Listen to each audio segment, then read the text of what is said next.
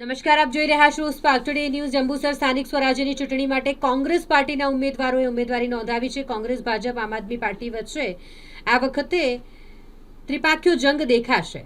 દેવલા જિલ્લા પંચાયત સીટ માટે કોંગ્રેસના ઉમેદવાર સવિતાબેન ગોરધનભાઈએ ઉમેદવારી નોંધાવી। સારોદ તાલુકા પંચાયત સીટ માટે મુસ્તાક કારભારીએ ઉમેદવારી નોંધાવી। ખાનપુર તાલુકા પંચાયત સીટ માટે અબ્દુલ રસીદ સુલેમાને ઉમેદવારી નોંધાવી।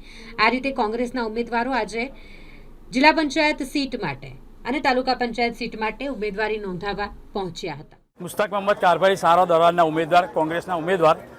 પાર્ટીએ મને 5મી વખતે ટિકિટ આપી છે। એમાં એક વખતે હારવી થયેલી હતી અને 4 વખત અમે આ ચોથી વખતે મને જીતવાની ઇન્શાલ્લાહ આશા છે।